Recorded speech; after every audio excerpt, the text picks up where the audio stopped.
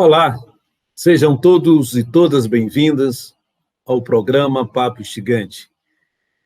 Estamos aí na série Livre Pensar, trazendo como tema para reflexão o excesso de informação leva à desinformação.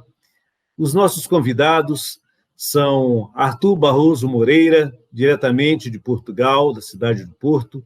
Arthur é jornalista, psicólogo, mestre em Comunicação e Cultura pela Universidade Federal do Rio de Janeiro, possui doutoramento em Comunicação Social pela Universidade Metodista de São Paulo e é pós-doutor pela Universidade Fernando Pessoa, na cidade do Porto, onde reside. Sander Neves possui graduação em Jornalismo, Publicidade e Propaganda pela Univale, é mestre em Teologia e doutor em Comunicação Social pela Unesp São Bernardo do Campo. É o coordenador de ensino da Tutoria do Ensino à Distância da Rede de Ensino Docton. Leandro Braga, graduado em Comunicação Social pela Universidade Federal de Juiz de Fora, é especialista em Gestão de Mídias Digitais e Inteligência de Negócios pela Escola Superior de Propaganda e Marketing. Ele tem ampla atuação em produção e edição de textos, vídeos e imagens. Prezados, vamos iniciar o nosso papo retomando aí o linguista russo Mikhail Bakhtin, em que ele dizia que a comunicação não deveria ser vista apenas como a transmissão de informação, e sim considerada como um processo de produção de sentidos sociais, enquanto relações interculturais. Então, gostaria de saber, primeiramente, de vocês, o que de fato nós temos? Excesso de informação ou informação precária e de qualidade duvidosa? O que vocês acham? Eu ia sugerir o nosso colega lá de Portugal, né? Nosso visitante estrangeiro, mas eu posso começar. A gente está vivendo uma fase muito complexa, eu acho, em relação à comunicação, né? As pessoas ainda não sabem lidar com essa quantidade de informações que tem ao nosso alcance. E a gente, ao mesmo tempo que a gente não sabe lidar com esse excesso de informação que tem ao nosso alcance, a gente é viciado e o vício é cada vez maior nesse tipo de informação, porque de fato é instigante, né?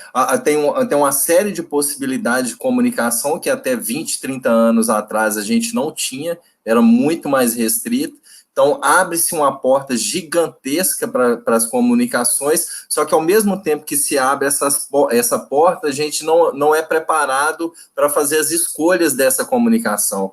E do que está chegando até a gente não consegue filtrar o que está chegando até a gente. E esse é uma reflexão que a gente vai fazer no decorrer desse programa aqui, né? E isso é uma das coisas que mais me assusta nisso, que a gente não está conseguindo, a boa parcela da população não consegue filtrar e entender o que está acontecendo ao redor.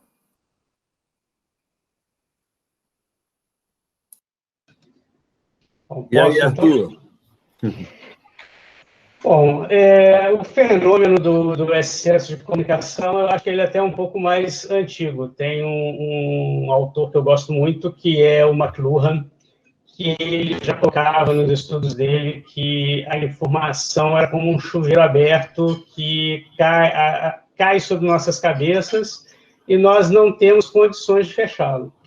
Eu acho que hoje o grande problema é que temos qualquer pessoa a produzir informação.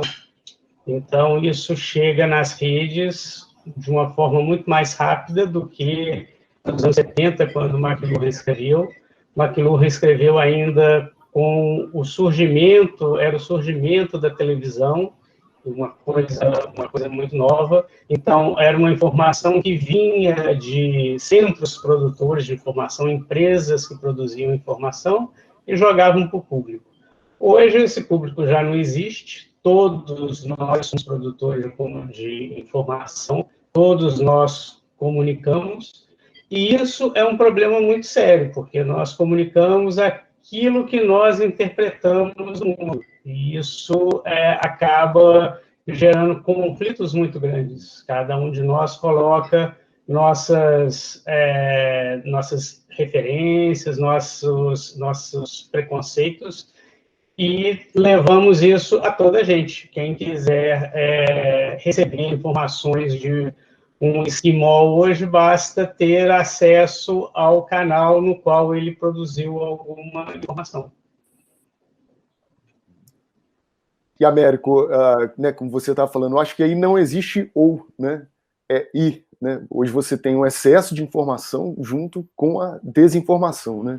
Com tudo isso que os colegas falaram, eu também acrescento, né, que justamente assim, já vi o excesso da informação, com a chegada da internet, esse poder que nos foi dado de qualquer um de nós podermos comunicar, né? A gente viu, acho que no início, de uma forma muito positiva, né, como de fato foi para inúmeros grupos, né? Hoje você tem pautas muito nobres que foram colocadas para a população através da internet, através da mobilização, né? Já vista a questão do racismo, né, que estamos vendo agora, que foi colocada pela opinião pública, né, por atos até que se desdobraram dentro da internet. Só que justamente também dentro disso, com todas as questões que a gente já tinha, né, de disputa hegemônica dos meios de comunicação, né, que antes até hoje, né, a gente tem os grandes conglomerados de comunicação passando informações para a gente, né, com o cunho de um viés político, empresarial, seja ele qual for, né, mas não só essas empresas, mas outros grupos políticos, grupos que também estão disputando essa hegemonia e não estão na nossa postura de só emitirmos a nossa opinião ou participarmos das redes sociais. Existem grupos atuantes dentro das redes sociais produzindo notícias falsas, né, com o intuito de manipular a opinião pública ou não só mais a opinião pública, né? Eu acho que já passa por um conceito de segmentação, né?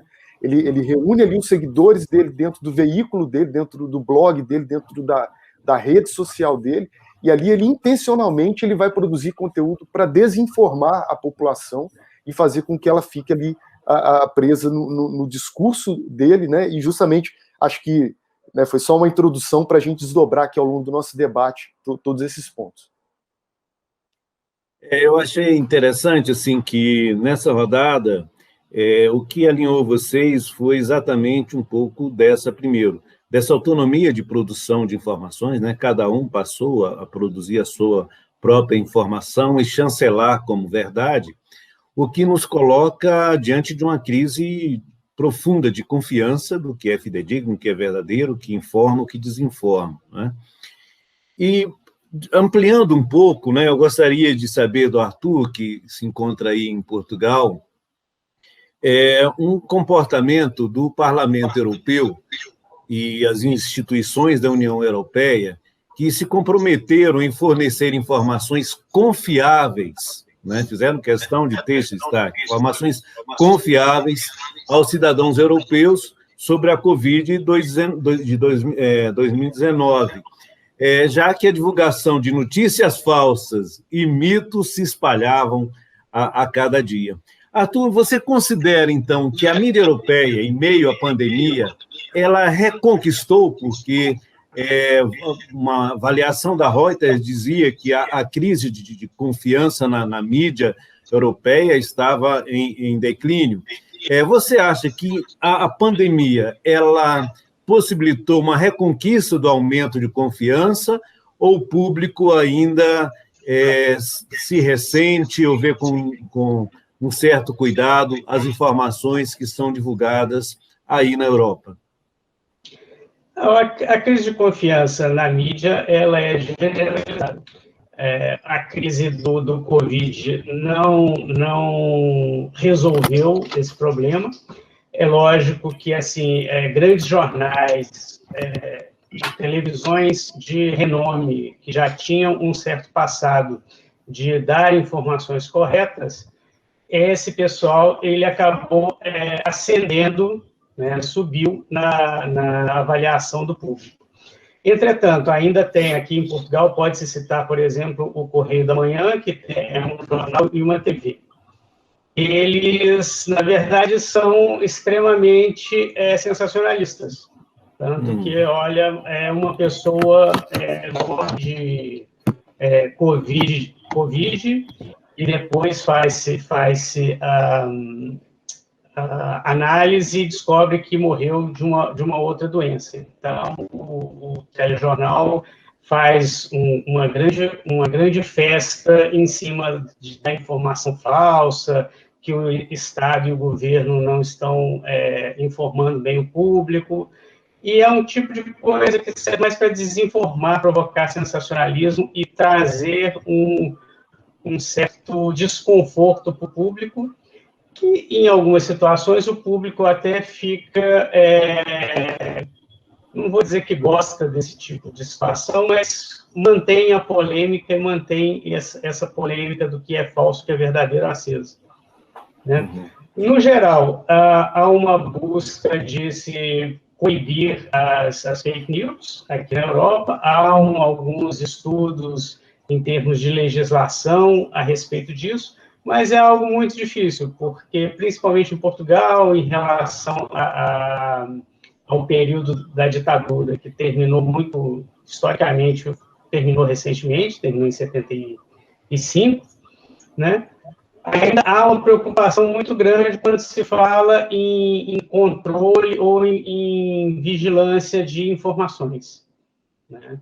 Então, eu acho que isso ainda é uma coisa muito incipiente, tá? São os primeiros passos a serem dados. Mas, no geral, a grande mídia, vamos colocar assim, eles tiveram um posicionamento muito bom em relação à crise Covid, tá? Com informações mais científicas, mais corretas e informações mais precisas sobre a pandemia. Foi isso que aconteceu. Perfeito. Ô Sander, vamos aproveitar que Arthur está dando esse panorama aí da Europa.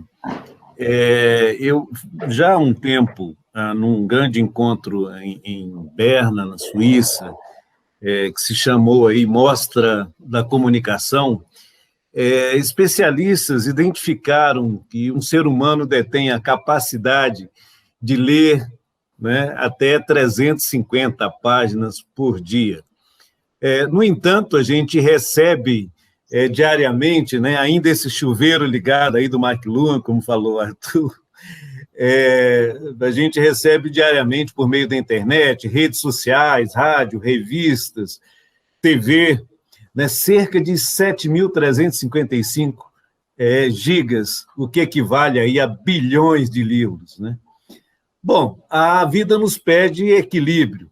Tentar absorver tanta informação acabará nos adoecendo? Você percebe assim dessa forma? Porque às vezes não está atualizado, para muitos é sentir culpado, né, de não estar conseguindo acompanhar as informações, né? Como é que você lida com esse bombardeio informacional aí? Como é que você convive com isso? Como é que você filtra? Para uma parcela grande da população, isso é muito complexo. Eles não conseguem filtrar. Inclusive, um dos grandes pontos que eu acho que a gente tem que pensar nisso é que há muita boa parte desse excesso de informação, de conteúdo que chega para as pessoas, não é necessariamente informação, né? O entretenimento toma a maior parte dessa carga que chega até as pessoas e deixa a informação em segundo plano, né? A informação, ela não chega, todo esse arcabouço cognitivo que chega para as pessoas, ela não chega em formato de comunicação, chega em formato de entretenimento, né? E esse é um dos grandes problemas que tem. Eu acho que a quantidade não é diretamente proporcional às reflexões que são feitas quando elas chegam até as pessoas, né? Então, o que acontece?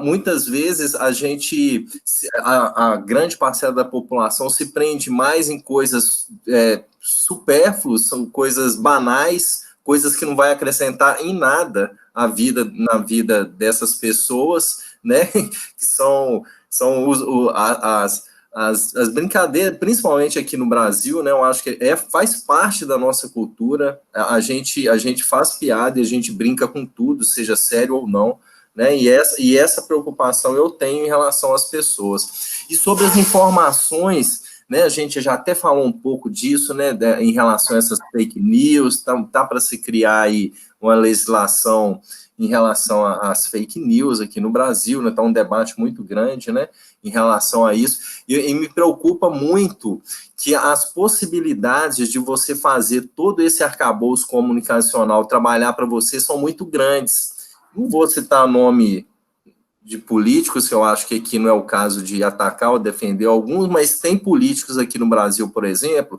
que ele tem uma máquina de pessoas que trabalham com comunicação, trabalhando para eles, ele tem uma equipe de comunicação trabalhando para essas pessoas, que solta informação uma atrás da outra para tentar convencer a população que todo mundo está falando de uma coisa que, na verdade, são robôs. Ele pega cria-se umas linguagens por trás dessa telinha que a gente vê da internet, os robôs começam a trabalhar e começam a soltar informações que se multiplicam, né, indiscriminadamente, e aquilo é tomado como verdade. Aí é um ponto muito, muito complexo da gente trabalhar com a sociedade. Por quê? Porque essa sociedade não sabe fazer esse filtro de saber de onde está vindo. Que é aquela coisa que a gente tinha antigamente, essa informação, de onde que ela vem? Quem fez? Né? Qual que é o passado dessa pessoa? Qual arcabouço cognitivo que essa pessoa traz? Né? Ou então, se for uma empresa, uma mídia, igual os colegas falaram, assim, antes era uma mídia, então a gente sabe quem que é o dono dessa mídia, quem que é qual que é o estado que ele está, qual que é o país que ele está, que aí você conseguia, né, analisar criticamente aquilo que era passado para a gente, e hoje não tem isso. Você recebe uma informação, por exemplo, pelo WhatsApp, que é um meio de comunicação fantástico, assim, de todos os dois lados, né, para o bom e para o bem e para o mal, né? Você recebe a informação pelo WhatsApp de um vídeo, ou de um texto, ou de uma foto, e você, em 5 segundos, sem analisar nada, você passa essa informação adiante, como se fosse a verdade absoluta, e acabou. E esse é um dos grandes males que eu acho que a gente vai ter que enfrentar, porque isso reverbera, né? Não só a verdade, a mentira também reverbera, né? E a mentira repetida, como a gente sabe o ditado, pode virar verdade. Leandro, isso que o Sander traz, né, nós vamos falar um pouco mais à frente dessa questão da infotoxicação, né? Mas realmente a gente fica pensando assim, atualmente é um verdadeiro malabarismo para que a gente possa, ao mesmo tempo, falar no celular, ver o Messenger, o WhatsApp, e-mails, enfim, isso tudo altera a forma como a gente está lidando no nosso contexto vivencial. Assim como Arthur citou o Mark Luhan, eu vou trazer também um sociobiologista, que é o Eduardo Wilson, e ele diz o seguinte, que nós estamos nos afogando em informação e ainda famintos de sabedoria. Eu gostaria de saber, Leandro, é o seguinte, hoje, né, esse campo virtual tornou-se um espaço de troca de mensagens livres de qualquer censura e pesquisa, como o Sander colocou, e pesquisa da fonte, né, saber a origem daquela informação. E eu queria saber o seguinte, será que a gente está vivendo hoje o fim da inteligência intelectual? Quer dizer, nós estamos vivendo aí a ausência da crítica, né, de uma leitura crítica, de uma leitura ética. O que você acha, Leandro? Não só eu não acho, como algumas pesquisas que eu já li deram conta de que nós não estamos mais burros, não. Nós continuamos inteligentes. A questão das fake news, do excesso de informação, é que acaba operando no lado emocional da gente, né? Então, assim, eu já compartilhei fake news, né?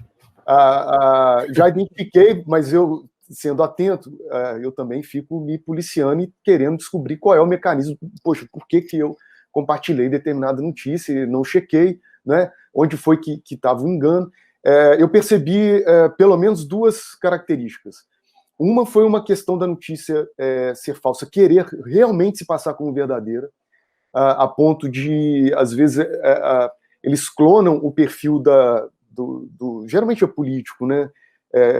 Mas que seja qualquer autoridade. Eles clonam um perfil dessa pessoa, e às vezes, assim, se tem um L no nome da pessoa, eles colocam um I maiúsculo.